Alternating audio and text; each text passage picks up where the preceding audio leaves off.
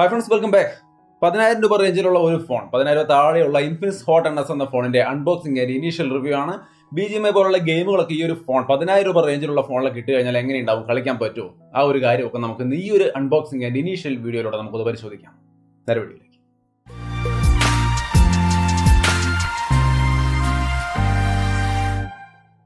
Hi, അപ്പോൾ Infinix hot NS എന്ന ഫോണിന്റെ ഒരു അൺബോക്സിംഗ് ആൻഡ് ഇനീഷ്യൽ വീഡിയോ ആണ് നമ്മൾ ചെയ്യാൻ പോകുന്നത്. G85 എന്ന പ്രൊസസ്സറും കാര്യങ്ങളൊക്കെയാണ് ഈ ഒരു ഫോണിലുള്ളത്. 90 ഹെർട്സിന്റെ റീഫ്രഷ് റേറ്റുള്ള ഡിസ്പ്ലേയും കാര്യങ്ങളൊക്കെ വരുന്നുണ്ട്. സോ ഈ ഒരു സെഗ്മെന്റ് ഫസ്റ്റ് എന്നൊക്കെ വേണമെങ്കിൽ പറയാം. 10,000 താഴെ 90 ഹെർട്സ് റീഫ്രഷ് റേറ്റ് ഒക്കെ നമുക്ക് ഈ ഒരു ഫോണിൽ കിട്ടുകയാണ്. സോ നമ്മൾ ബോക്സ് ഓപ്പൺ ചെയ്യാണ്. ഓപ്പൺ ചെയ്യുമ്പോൾ തന്നെ ഫോൺ തന്നെയാണ് മുകളിൽ ഇരിക്കുന്നത്.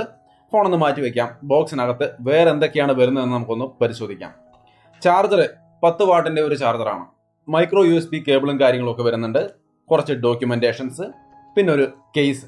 ഇത്തവണ ഫ്ലെക്സിബിൾ കേസ് അല്ല കേട്ടോ. ഇതിനകത്ത് കിടക്കുന്നത് നല്ല ഹാർഡായ ഒരു കേസാണ് കേട്ടോ. വളരെ ഹാർഡായ ഒരു കേസാണ് ഇരിക്കുന്നത്.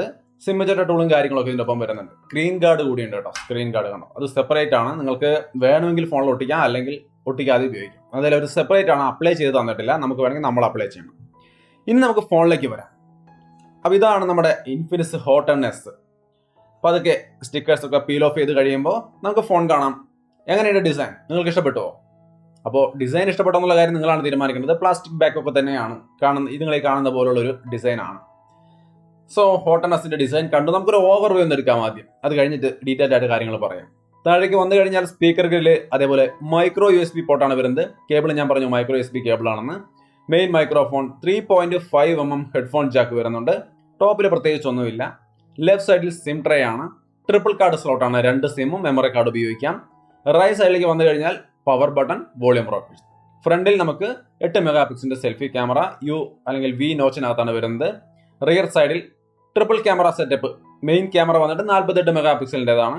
അതേപോലെ തന്നെ finger print sensor rear mounted ആണ് വരുന്നത്. സോ അപ്പോൾ ഇതാണ് ഇതിന്റെ ഒരു ഓവർവ്യൂ എന്ന് പറയുന്നത്. ഓവറോൾ എങ്ങനെയുണ്ട്, കാണാൻ നിങ്ങൾക്ക് ഇഷ്ടപ്പെട്ടോ എന്നുള്ള കാര്യം നിങ്ങൾ ഡിസൈഡ് ചെയ്യുക. അത് ഞാൻ നിങ്ങൾക്ക് വിടുന്നു. എനിക്ക് ഈ ഒരു പ്രൈസ് റേഞ്ചിലെ ഫോൺ എന്ന് പറയുമ്പോൾ കൂടുതലായിട്ടൊന്നും പറയാനില്ല, കുഴപ്പമില്ല. എന്തൊക്കെയോ നോട്ടിഫിക്കേഷൻസ് വരുന്നുണ്ട്. ഓക്കെ, നിങ്ങളൊക്കെ ആവട്ടെ. അപ്പോൾ എന്തായാലും ഓവറോൾ ഇതിന്റെ ഡിസൈനും കാര്യങ്ങളൊക്കെ ഈ രീതിയിലാണ് കിടക്കുന്നത്. So overall Infinix hot NS എങ്ങനെയുണ്ട് നിങ്ങൾ പറയാം. ഇനി നമുക്ക് ഇതിന്റെ ഡിസ്പ്ലേയിലേക്ക് വന്നു കഴിഞ്ഞാൽ 90 ഹെർട്സിന്റെ റീഫ്രഷ് റേറ്റുള്ള ഡിസ്പ്ലേ ആണ്. കൃത്യമായിട്ട് പറഞ്ഞാൽ 6.82 ഇഞ്ച് വരുന്ന ഡിസ്പ്ലേ ആണ്. 180 ഹെർട്സിന്റെ ടച്ച് സാമ്പിളിംഗ് റേറ്റും കാര്യങ്ങളൊക്കെ ഉണ്ട്. 440 നിറ്റ്സ് ബ്രൈറ്റ്നസും കാര്യങ്ങളൊക്കെ വരുന്നുണ്ട്. സോ നോർമൽ യൂസ്, അത്യാവശ്യം പുറത്തൊക്കെ പോയി നിന്നാലും നല്ല രീതിയിൽ ഡിസ്പ്ലേയിൽ വിസിബിൾ ആണ് കാര്യങ്ങളൊക്കെ. ഓവറോൾ ഡീസന്റ് ആയ ഒരു ഡിസ്പ്ലേ ആണ്. നിങ്ങൾക്ക് ഇവിടെ സ്ക്രീനിൽ കാണാം കളറും കാര്യങ്ങളും ഒക്കെ. സോ ഓവറോൾ ഒരു good display with smooth refresh rate, 90 ഹെർട്സിന്റെ റീഫ്രഷ് റേറ്റ്. സോ ഒരു ഡിസ്പ്ലേയുടെ കാര്യങ്ങൾ ഇങ്ങനെയൊക്കെയാണ് പ്രധാനമായിട്ടുള്ളത് വരുന്നത്.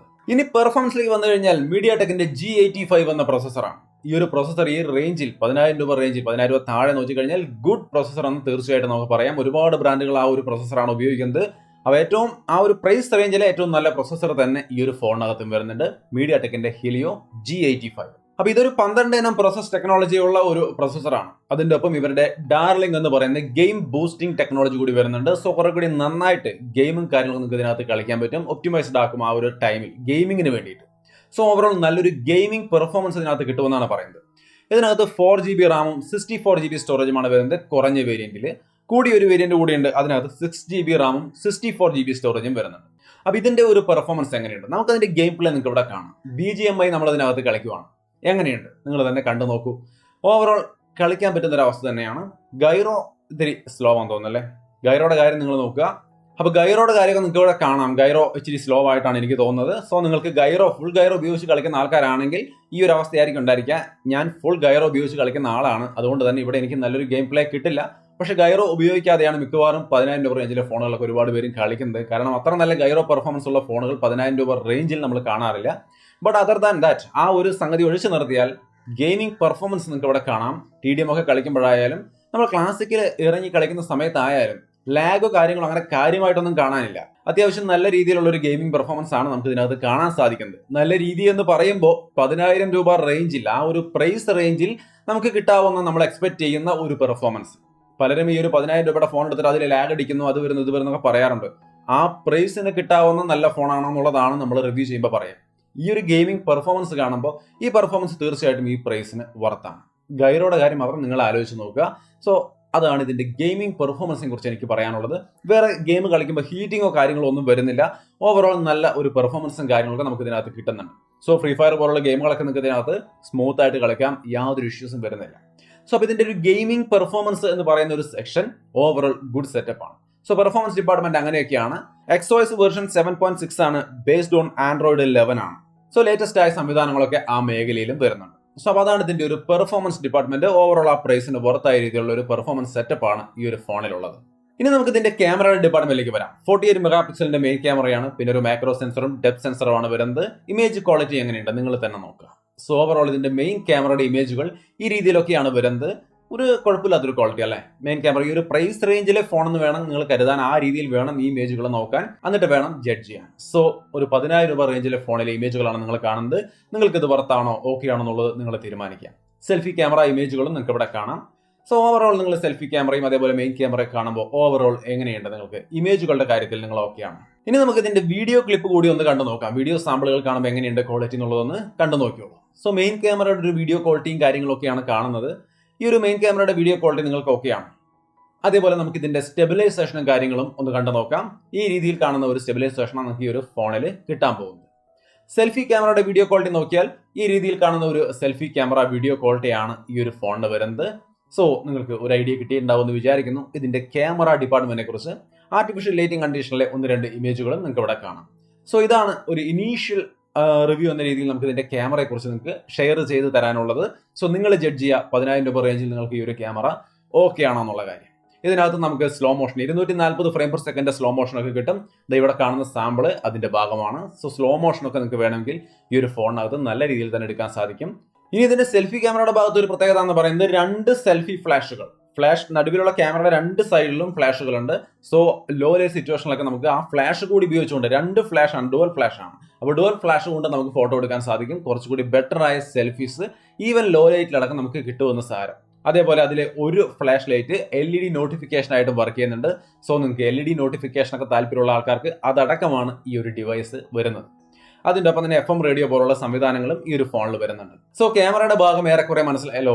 ഇനി നമുക്ക് ഇതിന്റെ ഫിംഗർ പ്രിന്റ് സെൻസറിന്റെയും അതേപോലെ തന്നെ ഫേസ് അൺലോക്കിന്റെ ഒക്കെ പെർഫോമൻസ് കൂടി ഒന്ന് കാണാം. നിങ്ങൾ ഈ കാണുന്ന രീതിയിലാണ് ഇതിന്റെ ഫിംഗർ പ്രിന്റ് സെൻസറിന്റെ പെർഫോമൻസ്. വേറെ ഇഷ്യൂസ് ഒന്നും അവിടെ പറയാനില്ല, ഡീസന്റ് ആയ ഒരു പെർഫോമൻസ്. ഫേസ് അൺലോക്കിന്റെ പെർഫോമൻസ് കൂടി നിങ്ങൾക്ക് ഇവിടെ കാണാം. വളരെ ഡീസന്റ് ആയിട്ട് ആ ഒരു പ്രൈസ് റേഞ്ചിലെ ഫോണിന്റെ രീതി നോക്കുമ്പോൾ വളരെ ഡീസന്റ് ആയ ഒരു ഫേസ് അൺലോക്ക് പെർഫോമൻസ് നമുക്ക് കാണാൻ സാധിക്കും. സോ ഓവറോൾ ഇതിന്റെ ഫിംഗർ പ്രിന്റ് ഫേസ് അൺലോക്ക് സംവിധാനങ്ങളൊക്കെ ഡീസന്റ് ആണ്. ഇനി നമുക്ക് ഇതിന്റെ ക്യാമറ ടു API ലെവൽ പോലുള്ള കാര്യങ്ങൾ നോക്കിയാൽ ഫുൾ ആണ്. ലെവൽ 3 എനേബിൾ ആയിട്ടില്ല, ഫുൾ വരെ വന്നിട്ടുള്ളൂ. വൈഡ് വൈൻ L1 സർട്ടിഫിക്കേഷന്റെ കാര്യം നോക്കിക്കഴിഞ്ഞാൽ L3 ആണ് കിടക്കുന്നത്, L1 ഇല്ല. അതേപോലെ OTG സപ്പോർട്ട് കാര്യങ്ങളൊക്കെ ഇതിനകത്ത് വരുന്നുണ്ട്. വൈഫൈ കോളിംഗ് പോലുള്ള കാര്യങ്ങളുണ്ട്. ഡുവൽ 4G വോൾട്ടേജ് സംവിധാനമുണ്ട്. DTS സൗണ്ട് സംവിധാനങ്ങളൊക്കെ ഇതിനകത്ത് അറേഞ്ച് ചെയ്തിട്ടുണ്ട്. ബ്ലൂടൂത്ത് 5 വരുന്നുണ്ട്. സോ ഇങ്ങനെ ചെറിയ ചെറിയ വേണ്ടുന്ന എല്ലാ ഫീച്ചേഴ്സും ഇതിനകത്തുണ്ട്. സ്ക്രീൻ റെക്കോർഡർ അടക്കമുള്ള സംവിധാനങ്ങൾ ഇതിനകത്ത് വരുന്നുണ്ട്. സോ ചെറുകിട എല്ലാ ഫീച്ചേഴ്സും ഇതിനകത്ത് ഉൾപ്പെടുന്നു. ബാറ്ററി 6000 mAh ബാറ്ററിയാണ്. 10 വാട്ട് ചാർജറാണ്. ആ ഒരു പ്രൈസ് സെഗ്മെന്റിൽ 6000 mAh ബാറ്ററിന്റെ ഒപ്പമാണ് 10 വാട്ട് ചാർജർ കിട്ടുന്നത്. ചാർജിങ് ലിറ്റിൽ ബിറ്റ് സ്ലോ ആയിരിക്കും, ബട്ട് എങ്കിൽ പോലും 6000 mAh ബാറ്ററി ഉണ്ട്. നിങ്ങൾ അത് ഫുള്ളായി ചാർജ് ചെയ്ത് എടുത്തു കഴിഞ്ഞാൽ നല്ല നൈസ് ആയിട്ട് ഒരു ദിവസമല്ല 2 ദിവസം നിങ്ങൾക്ക് സൂപ്പർ ആയിട്ട് കൊണ്ടുനടക്കാം. അടിപൊളി ബാറ്ററി ലൈഫും കാര്യങ്ങളുണ്ട്. സോ ഈ ഒരു സെഗ്മെന്റിൽ നിങ്ങൾ ഒരു നല്ല ഫോണിനെ നോക്കുന്നുണ്ടെങ്കിൽ ഈ ഫോണിലേക്ക് നോക്കിയാൽ കുഴപ്പമൊന്നുമില്ലെന്നാണ് എനിക്ക് തോന്നുന്നത്. ബട്ട് നിങ്ങളുടെ അഭിപ്രായങ്ങൾ തീർച്ചയായിട്ടും കമന്റായിട്ട് ഷെയർ ചെയ്യാം. സോ ഇൻഫിനിക്സ് ഹോട്ട് NS എന്ന ഫോണിന്റെ ഒരു unboxing and initial review video ആണ് നമ്മൾ ചെയ്തത്. ഇതിന്റെ പർച്ചേസ് ലിങ്ക് നിങ്ങൾക്ക് പർച്ചേസ് ചെയ്യണമെങ്കിൽ പർച്ചേസ് ചെയ്യാനുള്ള ലിങ്ക് താഴെ ഡിസ്ക്രിപ്ഷനിൽ കൊടുത്തിട്ടുണ്ട്, ചെക്ക് ചെയ്യാം. സോ അത്രയുമാണ് നമ്മൾ ഇന്നത്തെ ഒരു ചെറിയ വീഡിയോ ഇഷ്ടപ്പെട്ടാൽ ലൈക്ക് ചെയ്തും ഷെയർ ചെയ്തൊക്കെ നമ്മളെ സപ്പോർട്ട് ചെയ്യാം. വീണ്ടും മറ്റൊരു വീഡിയോ ആയിട്ട് കണ്ടുമുട്ടാം.